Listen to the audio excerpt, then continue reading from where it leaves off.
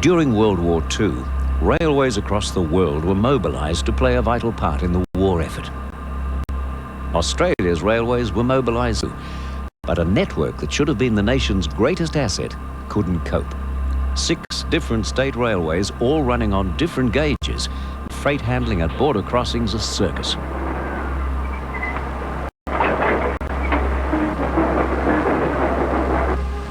The rails of the clown in this circus ring, tumbling, juggling, dropping the freight, but we're not laughing. Not when Australia's fate is in the balance. Just turn back to 42. Remember? A division of men equipment bundled into anything on wheels crawled across the flat, bare belly of Australia. Change of gauge clogged up their effort. But all the time, the Japs were coming closer.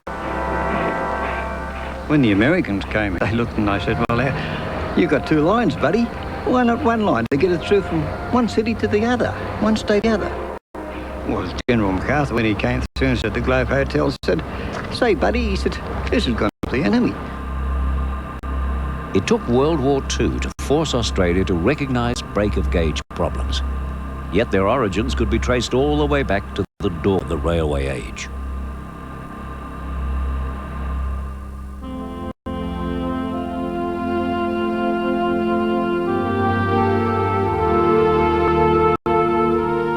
A land the size of the USA, with a population of less than 1 million Europeans. That was Australia in the 1840s. 3/4 of the continent remained unknown, unmapped and unexplored.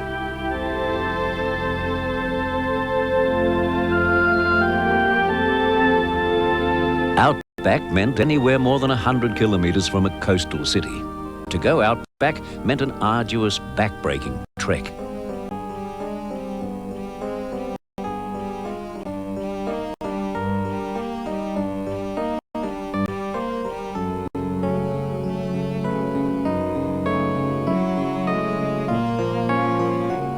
Such inland settlements as there were existed only to grow wool. Sending wool to the coast by bullock might take a month, but wool was so valuable that it paid its way.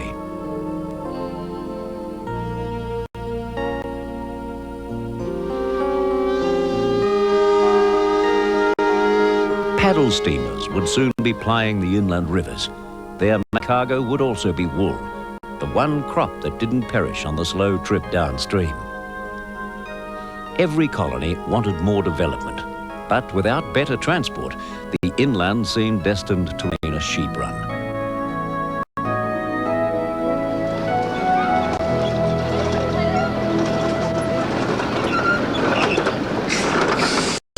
Australians knew about railways. In Britain, before migrating, some had even ridden on trains like this.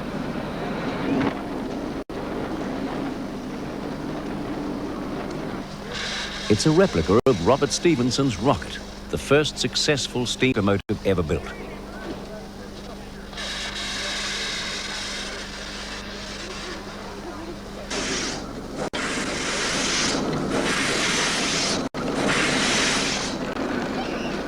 By the 1840s, Australia's need for railways was obvious, but no one could see how to pay for them. Then, suddenly, almost overnight, everything changed.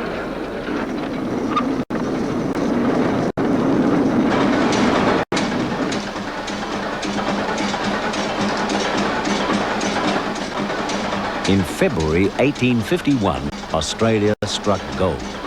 The rush brought new settlers pouring into the country. Population doubled in less than a decade. Suddenly, Australia was rich, and the railway age was finally born.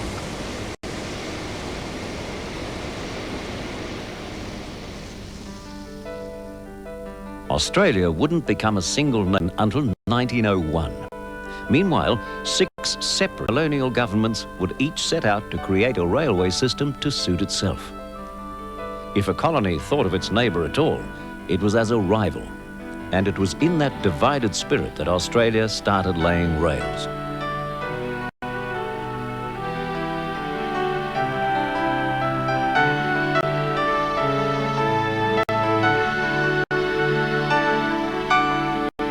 Colonial opinion was equally divided on another great matter, the question of what kind of railway the country should have. At least one school of thought favoured horse-drawn trains.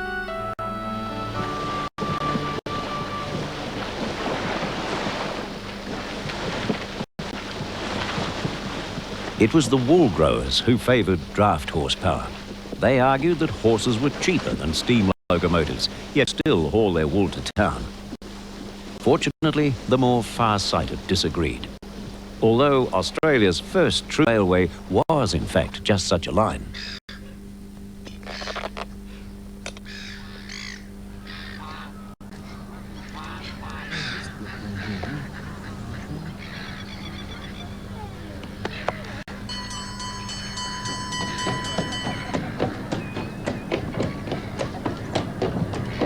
First opened in 1854, this South Australian railway once carried wool from river steamers to waiting clipper ships. Part of the deck at Victor Harbour has been restored as a tourist railway. It's a unique reminder of the kind of trains that most of early Australia nearly had.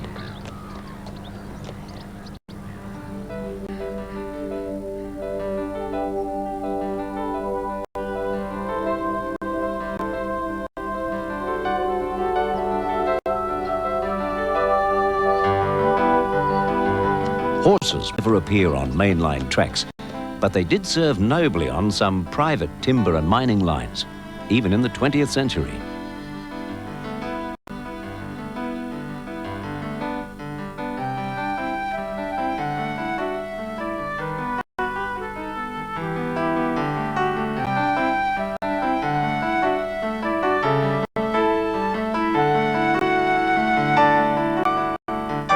Melbourne became the first Australian city to actually get up a head of steam in September 1854. The engine wasn't much bigger than the old rocket. The railway was just 4 kilometres long. It linked Melbourne with her port. In gold rush days, Australia's busiest, with Melbourne Australia's fastest growing city. It was a notable first for a city founded only 19 years before.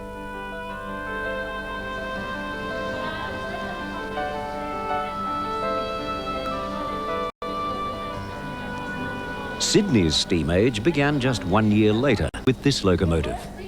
At Sydney's Powerhouse Museum, Australia's oldest surviving engine attracts almost as much attention today as it did the first time it ran.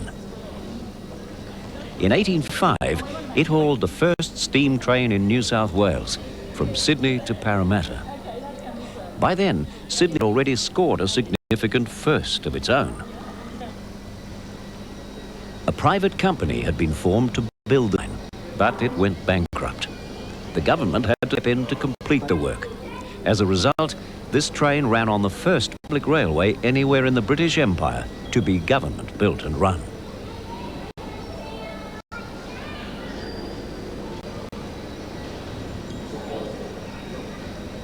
It was Sydney's first line that set Australia's future trend. Most of the few early private railways would be taken over, and by far the majority of tracks would be government-run from the start. Nor is it hard to see why. Australia's first trains appeared on a raw frontier, one so new and unexplored that the limits of settlement were often defined by the track itself. Railway builders were true pioneers.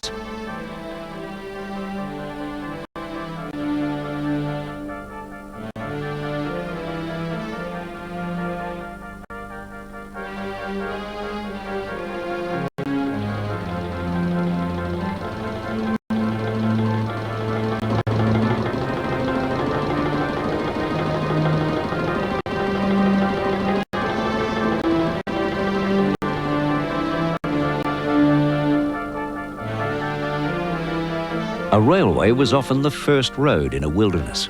For private investors, that made railways a very uncertain bet. The chance of profits lay too far in the future. In the long run, government ownership had another significant side effect. It meant that Australians would always see their trains as a community service, not as a paying service.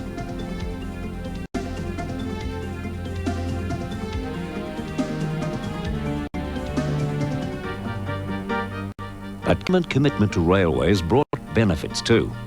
The giant task was attacked on a giant scale.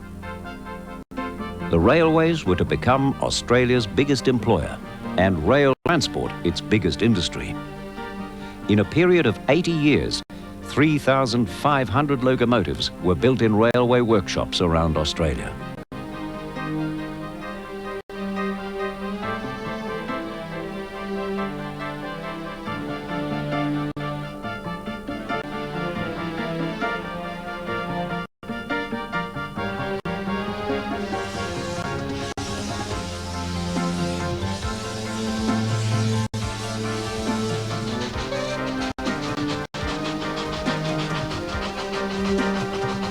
By the 1930s, trains had fulfilled their promise.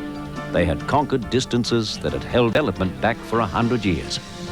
They had literally transformed a nation.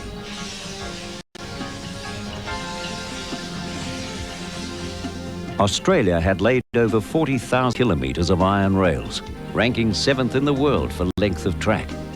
Not bad going at a time when the country still had a population of only 6 million people. But even as the last rails were being laid, there were warning signs ahead. Motor vehicles were fast becoming part of the transport scene, even on the railway line itself.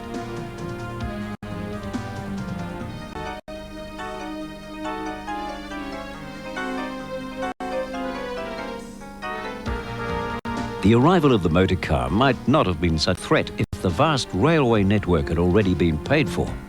But it hadn't. Not even government had the finance to build the tracks Australia needed. Most of the money had been borrowed from overseas.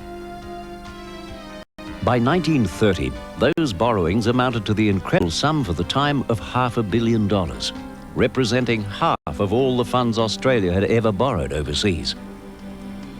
As the Great Depression struck, repayment of those loans would almost bankrupt the country.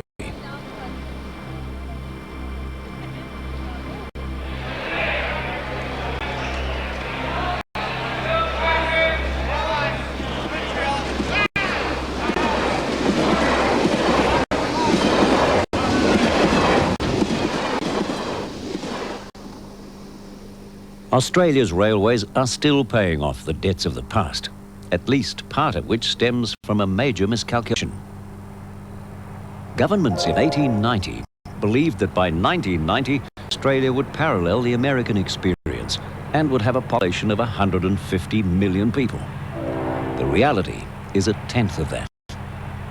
Moreover, most Australians still live close to the coast.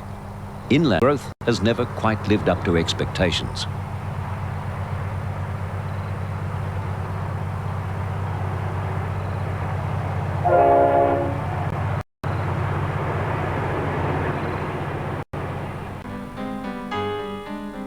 Even without the miscalculations, Australia's railway network was never the grand vision it could have been. As each of the 6 colonial governments laid tracks at its borders, the main object was often to steal its neighbours' trade. Victoria's motive was exactly that when it first pushed a railway up to its northern border, the Murray River.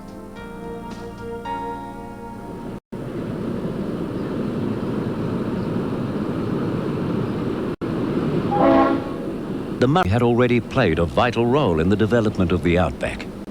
The river flows through eastern Australia's agricultural heartland. Providing a border between Victoria and New South Wales, reaching the sea at a third colony, South Australia, the Murray was already a riverboat highway before the railway came.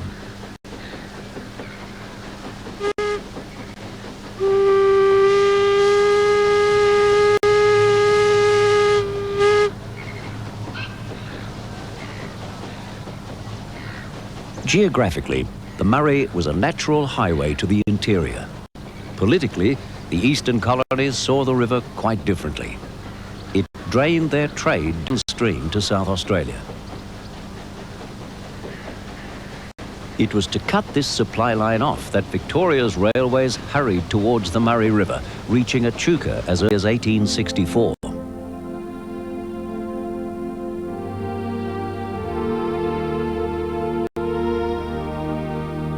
The Echuca is a living memorial to a time when this was the busiest railhead anywhere on the river.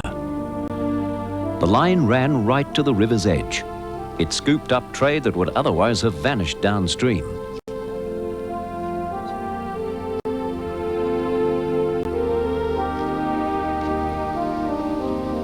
Once railways reached the river, the days of the paddle steamer were numbered.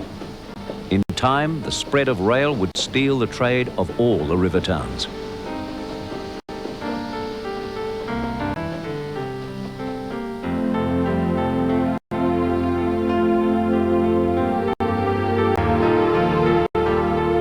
Morgan in South Australia did at least survive until the 1930s. Trains brought travellers and cargo from Adelaide. The boats took them on upstream, but it was typical of the contest between river and rail that paddle steamers could only survive where rail had yet to reach, or when time didn't matter.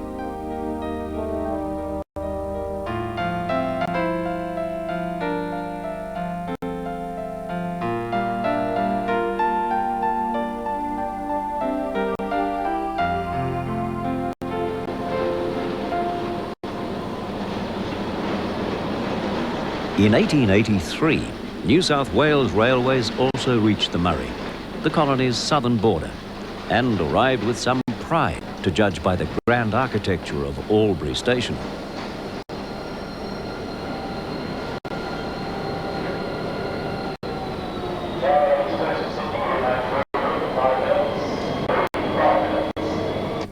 In those days, Albury truly was a border station. Every passenger had to pass through customs. Until Federation in 1901, taxes were levied on all goods passing between the states. Even passengers' bags were searched for contraband. The opening of the Sydney to Melbourne line was marked by enthusiastic celebrations. It was, after all, the first time any two colonial railways had come together. If Sydney had a rather patronising father and Melbourne an unenthusiastic son, at least the link between the two cities was now complete. Well, it was almost complete, because in fact, the two lines didn't really meet at all.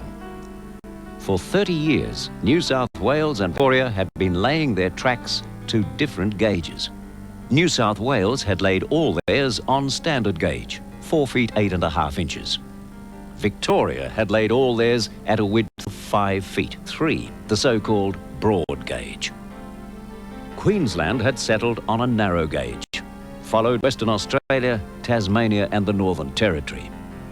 South Australia had built both broad and narrow gauge. At Albury, as at nearly every border station, the break of gauge meant no passenger could complete the journey without changing trains.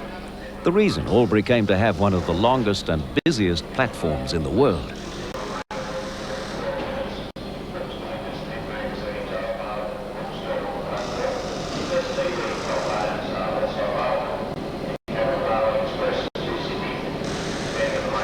Being a major bottleneck at least kept Albury Station buzzing with life.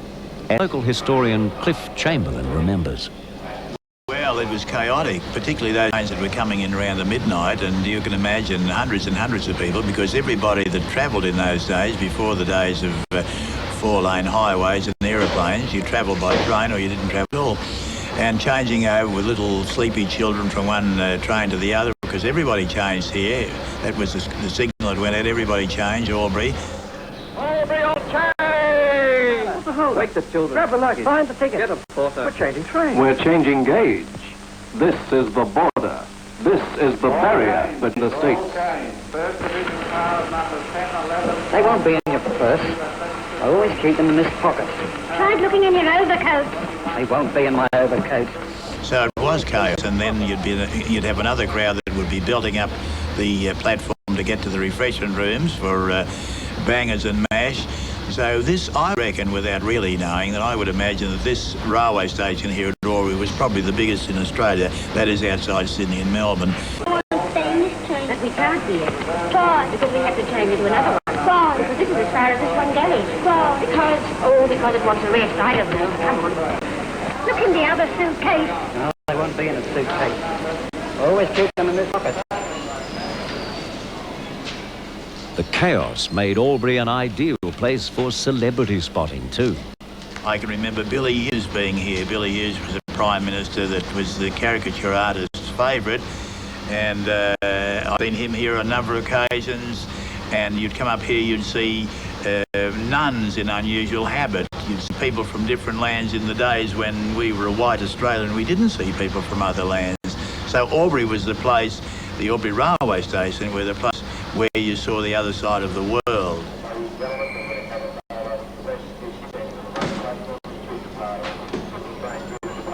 It's very sad to see the station that is quiet, you know, so few people travelling now, because, you know, most people have got cars, we've got magnificent roads, highways. It's only 3 hours to Melbourne now. And it is a pity, because it was an era, it was more of a romantic era, I think. Nostalgia adds romance to the past, but the enforced change of trains was at least inconvenient for passengers and disaster for freight. Every item of freight had to be unloaded and transshipped to cross-border, as railwayman Jeff Hatton remembers well. It was a big operation. There was up to about 1,000 men operated over a period of quite a number of years, and through the war. They transshipped everything that you could possibly think of, because there was no transport. Every possible thing in the way of farm machinery, which were done on the 2 cranes, operated 24 hours a day. Fruit from Brisbane markets down to the Melbourne markets. Every possible thing that you could think, I think, was transshipped here, and everything had to be checked. The checker on a checking sheet, to make sure that there was no shortages existing from Station A to Station B. It finally took the dark days of World War II to prove that the situation was dangerous as well as confusing.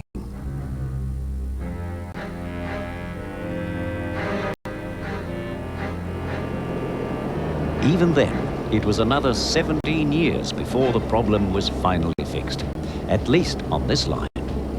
In 1962, the Southern Aurora, the first standard gauge train, ran between Sydney and Melbourne, a real cause for celebration. Goods traffic doubled almost overnight, but even today, the gauge isn't over. Although Sydney-Melbourne trains pass straight through Albury, freight bound for most other places in either state still has to be transshipped.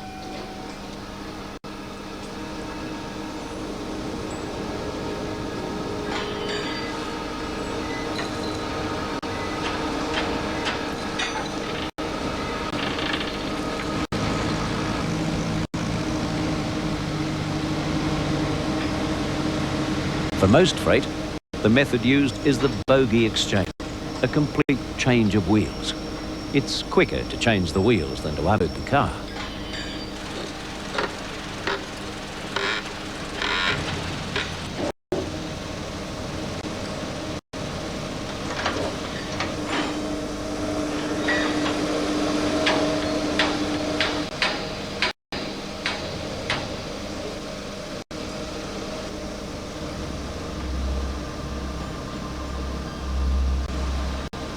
It's a costly and time-consuming way for a freight train to cross a border. Similar operations slow things down all over Australia, and all because of a minimal difference in track width. A tiny gap that has become a gulf. Born amid the rivalry of the colonial age, broken gauges have bedeviled Australia's railways ever since, and the problem has become harder not easier to solve. It's not just a question of broken gauges. Declining revenue has left Australia's railways with a whole infrastructure designed for a different age.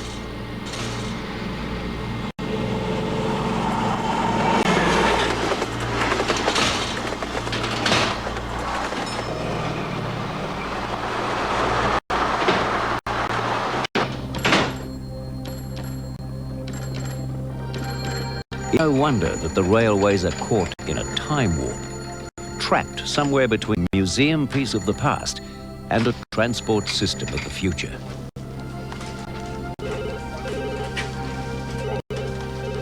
Against the odds, Australia's railways are fighting back. It's even possible that their best years are still to come. But to succeed, they will need a truly national vision. The one vital quality that colonial railway builders lacked.